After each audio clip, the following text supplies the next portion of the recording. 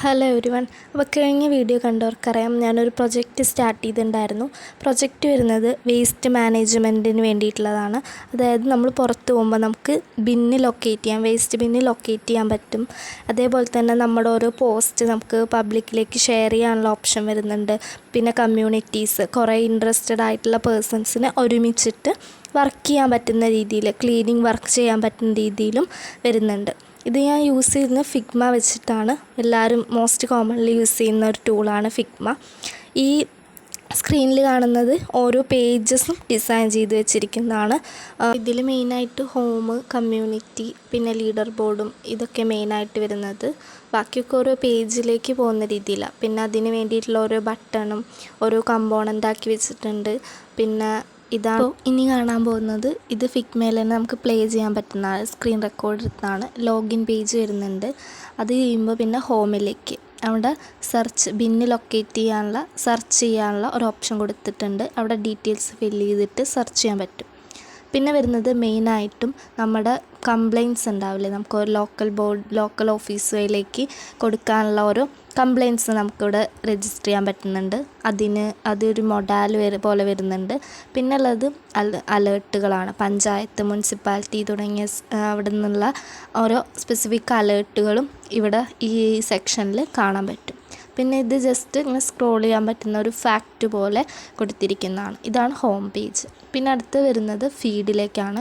ഇത് സ്ക്രീൻ കണ്ടിട്ടുള്ള എല്ലാവർക്കും സിമിലർ ആയിട്ടുള്ളതായിരിക്കും. ഇൻസ്റ്റാഗ്രാമിൻ്റെ സെയിം ലേ ഔട്ടാണ് ഇതിലും കൊടുത്തിരിക്കുന്നത്.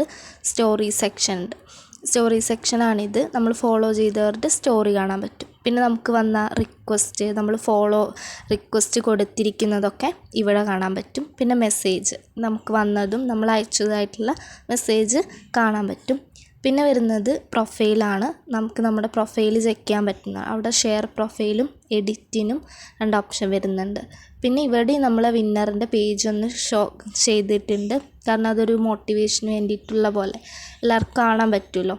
പിന്നെ വരുന്നത് പോസ്റ്റ് ഇതൊക്കെ സിമിലർ ഇൻസ്റ്റഗ്രാമിൻ്റെ പോലെ തന്നെയാണ് ഓരോ പോസ്റ്റ്. പിന്നെ വരുന്നത് കമ്മ്യൂണിറ്റി. ഇത് മെയിനായിട്ടുള്ള ഒരു പേജാണ് കമ്മ്യൂണിറ്റിയുടെ പേജ്.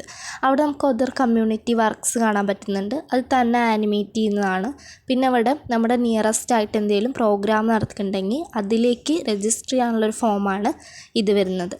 നമുക്ക് ഇൻട്രസ്റ്റ് ആണെങ്കിൽ ആ ഡേറ്റും ടൈമൊക്കെ തന്നിട്ടുണ്ടായിരിക്കും, നമുക്ക് രജിസ്റ്റർ ചെയ്യാൻ പറ്റും. പിന്നെ വരുന്നത് നമുക്ക് ഏതെങ്കിലും കമ്മ്യൂണിറ്റീസിൻ്റെ ഭാഗമാവണമെന്നുണ്ടെങ്കിൽ ഇങ്ങനെ കുറച്ച് മേജർ കമ്മ്യൂണിറ്റീസിനെ കാണിക്കും. അവരുടെ റിക്വസ്റ്റ് ടു ജോയിൻ, ആ കമ്മ്യൂണിറ്റിയിൽ ചേരാനുള്ളൊരു ഓപ്ഷനും അവരുടെ പേജ് കാണാനുള്ളൊരു ഓപ്ഷനും കൊടുത്തിട്ടുണ്ട്. മുകളിൽ സെർച്ച് ചെയ്യാനുള്ളതുകൊണ്ട്.